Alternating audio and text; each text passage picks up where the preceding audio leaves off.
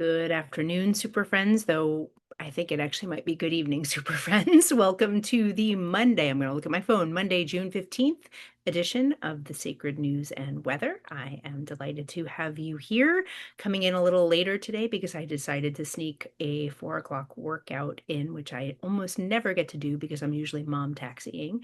So I snuck a workout in and I got a little sweaty, and now I'm like looking at my hair and I'm like, ooh, I'm a little poodalicious. I feel like Fifi a little bit here, but it is what it is. I do have a message for us today, so I definitely wanted to come in. And it's interesting that I heard this in meditation early this morning, like 4:30, 5 o'clock this morning. I'm a very early riser, sometimes, mostly, if not always. And this morning was especially early, but I heard this in meditation in the wee small hours, and it kept coming back. It kept circling back all through the day in different versions of different conversations that I was having with different people. So I definitely feel like this is present, not just in this collective, but it's present like in the greater collective outside of what is happening here. And so I'm going to bring it to you and see what wants to come forward specifically for our group. So without any further ado, take what resonates, leave the rest behind, and know that these messages are timeless. So whether you are tuning in real time on Monday, June 15th, or at a later date, know that there is likely going to be something in here for you, and the timing itself does not matter. If there isn't, go ahead and turn me off and find a new one. All right, there's my preamble, and I'm going to just give you my line. What I heard in meditation this morning, it's right here on the page. It says, stop rehearsing worst case scenarios. And I'm going to say that out loud looking at you. Stop rehearsing worst case scenarios in your mind. You are attracting them to you. When you start ruminating on worst case scenario, you're practically saying, hey, spirit, this is what I want. So we're going to go ahead and just stop doing that. And now I'm going to close my eyes and I'm going to find out what wants to come forward. If there's an entity, an energy, a storyline that wants to come forward, I'm just going to close my eyes and feel into stop rehearsing worst case scenarios for our collective.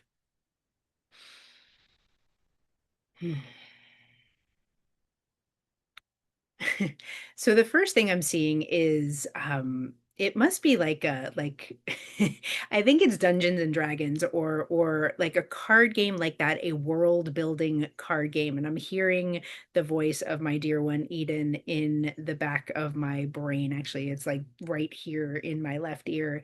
And what she is saying, oh my God, stop world building, which is essentially the same thing. Stop telling stories. Stop creating narratives. There's a lot of stop here. You can tell I'm a little forceful. Stop creating narratives without asking questions first. And there's the Dungeons and Dragons game, and that's the world building piece. And there it is like creation. It is world building for the sake of creation.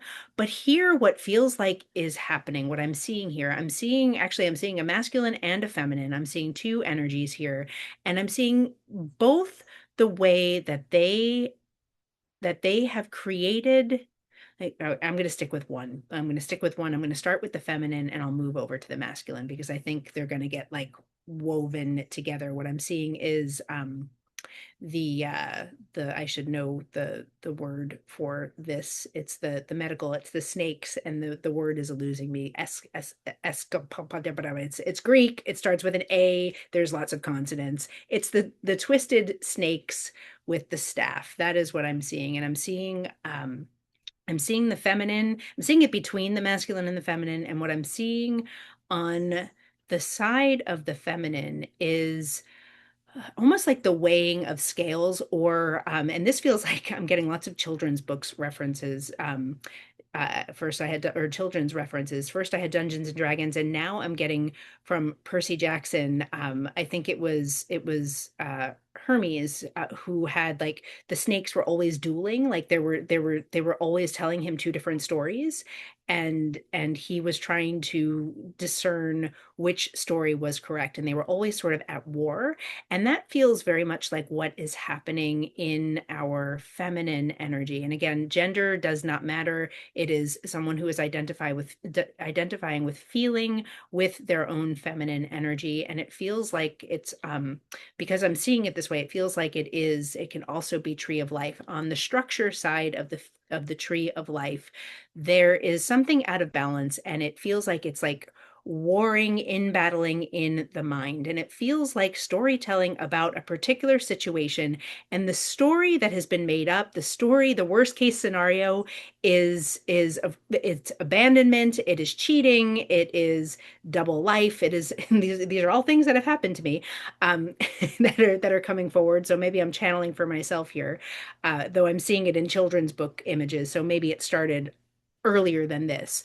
But the feeling is conjuring, creating dueling stories about what is happening in a rupture in a relationship or a potential rupture in a relationship. And the stories that are being created and the dueling energy in her mind, not even in her body. So the feeling is that she is up in her head and she's listening to these two snakes, and they are telling different stories. They're telling opposing stories, and she doesn't know which one to believe. And she's not coming into her body.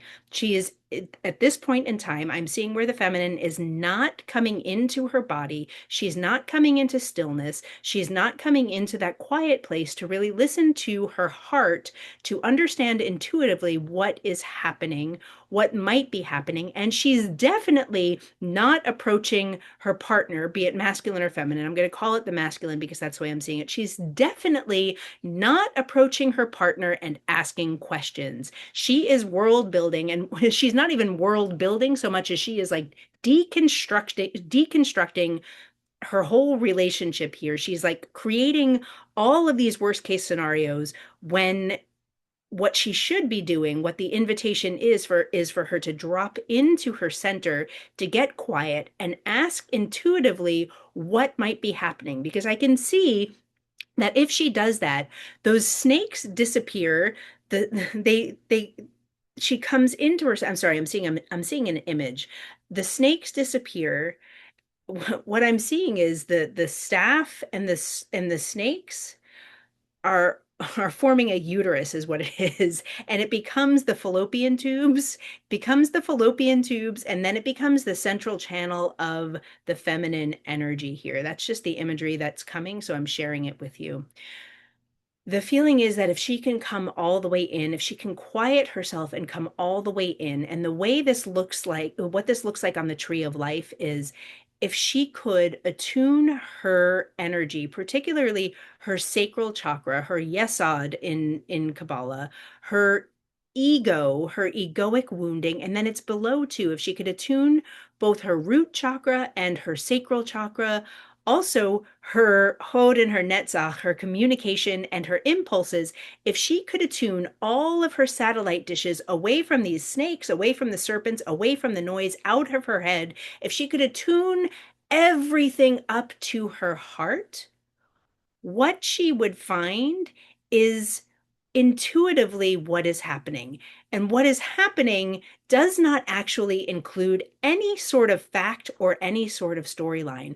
What is happening in her body. And what she is feeling is a separation. She's feeling a separation from her beloved. She's feeling like, oh, there is a pulling away. And from this place, when she's attuned to her heart, and not the serpents, not to the chatter in her brain, she can come and address her beloved and say, I can feel you pulling away. What is happening? And from this place, she's centered, she's anchored, she's soft, she's gentle, she's in her heart. And there's not 100,000 different storylines, dueling storylines about what he or they might be doing. It's just, I feel this feeling in my body and it's uncomfortable. Can you tell me what's happening on your end of the line? And this is what we actually want. We don't want the worst case scenarios taking over. We want the curiosity. We want the curiosity. What is this feeling? What is this feeling in my body? The feeling is true. I'm feeling separation. And then she gives her beloved a chance to say, oh, this is what's happening, or he's going to have his own experience. They're going to have their own experience, and we'll let them talk in a minute. I'll come into his beingness also. What I see here, what I feel here is that by staying centered and staying in that anchored place, it almost doesn't even matter what he says because she's centered, she's anchored, and she's noticing separation. And then she can respond to what is happening over here from this connected place. And she can also attune into her whole being to see where the wounding might have brought her into all of these different storylines, all of the different worlds of magical thinking that is not actual thinking. And instead, what has happened, what feels like has happened is all of these stories started swirling around, and she approached him from up here, disconnected from her body. She approached him from up here, and there was a collapse, there was a rupture. And I don't know what timeline this is on. This might be past, this might be present, this might be future. But what we are being invited to remember here is to stay out of story and to catch yourself. And this is global. This is not just for the feminine. This is for all of us to stay, do the best we can to stay out of story, to stay in our bodies, to stay attuned to our heart center, and to get really curious from a soft and gentle place about what is happening. Not making it about what somebody else is doing to you or what they are doing, but making it about your own experience and your own feeling, and then taking in what is said through that same filter of the heart. We talked yesterday about having compassion, just really having compassion for self and your partner, your person. And this doesn't even have to be romantic. This could be friend, family member, child. It could be anything here, but I'm seeing it as romantic. But you do what fits here. Staying in that place of compassion, staying in that place of softness, and getting curious about your own experience as well as your person's experience. This is what I'm seeing over here at the feminine. Over at the masculine, let me just attune my energy to the masculine.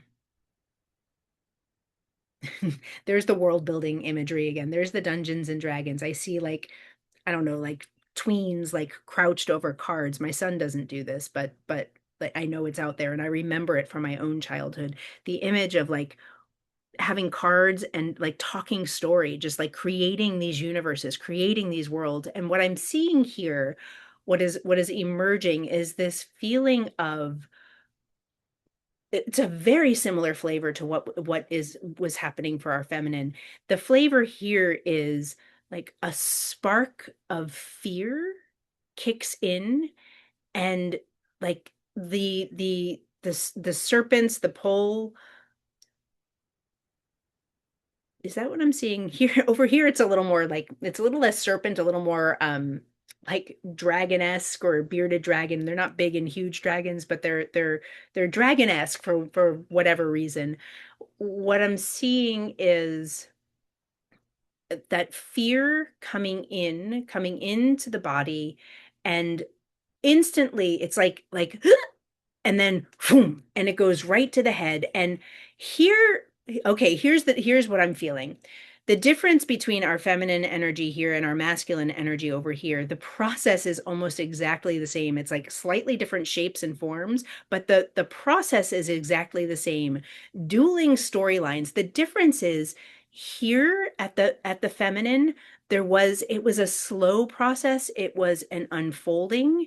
It was like there was some, the feeling is like taffy being stretched. It was long and drawn out, and it was only when it got to the breaking point that it truly broke and came apart, and that's where things really escalated.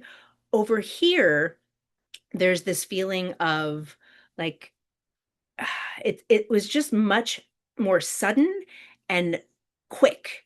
it's a feeling of a fear coming in, and all of a sudden, before anything could even, like, before the blink of an eye, all of a sudden this whole story appeared. Like, bam, this is what's happening.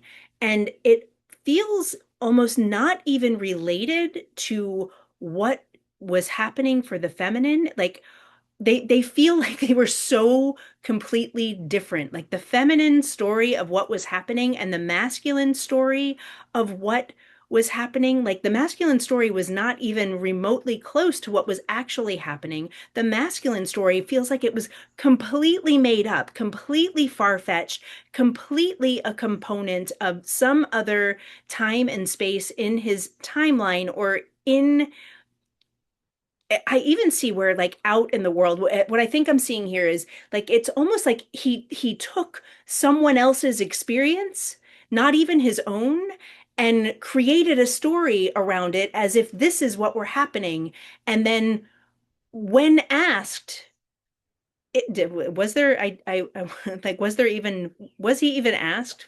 Did the question even come across? And yes, the answer is yes. There was some dialogue, but when asked, the story that was presented was so very different and so completely, it's like, this is where the world building truly comes in, because it's completely unrelated to what was actually happening between the two of them.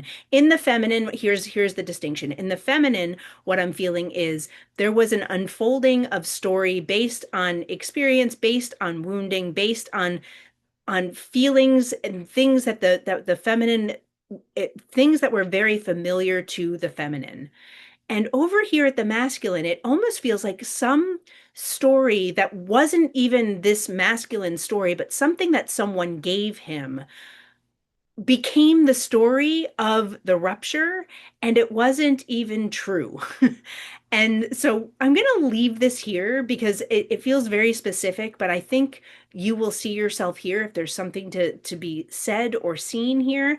I think the even more important message, the overarching message, is that for both of these energies, for both of these entities, they came completely out of their bodies and grabbed on to stories from the mind that were not related to the actual experience that was happening in front of them. And they stayed with those stories rather than coming into their bodies, coming into their beings, and getting really curious about what was actually happening. There's also that, again, that overarching feeling of like playing and replaying worst case scenarios over and over and over again, thinking that you are, like, trying to account for all of the potential problems that could possibly be before you take the next step forward.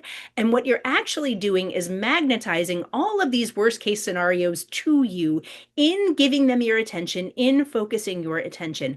And I'm also being pulled back to a few days ago. I gave a very specific message as well, where I implied that a third party energy might be there might be some cheating going on. And I think I repeated myself. I was channeling, and I often repeat myself when I'm channeling. I think I repeated myself 15 times, where I said, if this isn't your story, leave it. If this isn't your story, leave it.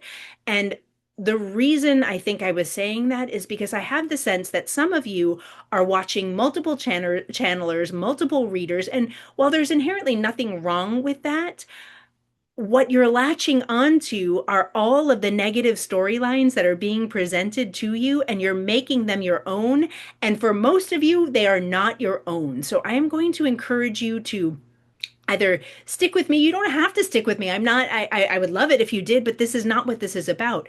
Find your people, find your person, and don't go seeking worst case scenario storylines here in YouTube, on ChatGPT, on Claude, on whatever external sources you're using. It's like watching the bad news, and it's not even news. It's being made up by the networks for ratings and to pit us against one another. So if you can think of us channelers and our and tarot readers and healers, if you can think of us as tools but not actually like fact, especially if it's good if you're resonating, but you're not resonating, I really want you to leave us behind because it feels like you're causing yourself external unnecessary stress. You're creating storylines that aren't yours, or you're allowing yourself to latch on to storylines that aren't yours.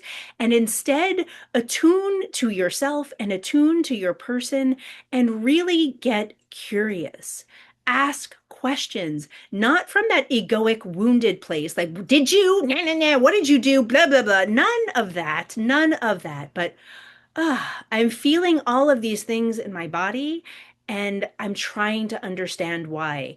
Can you help me understand? Can you tell me the truth? Is there something you're not telling me that I need to know about? Or is this genuinely my wounding? And then, if this is truly a divine union, if this is truly a beautiful divine friendship, if this is truly a healthy relationship, your person is going to be able to tell you the truth. And I promise you, the truth and not the stories you make up are always, the truth is always what is going to set you free. Always, always, always. Get soft, get curious, invite only what is for you toward you, and ask questions before jumping to conclusions. I want you manifesting joy. I want you manifesting abundance. I want you manifesting love. And I don't want you creating ruptures from wounding or ruptures from someone else's story. And I think this is where I'm going to leave it.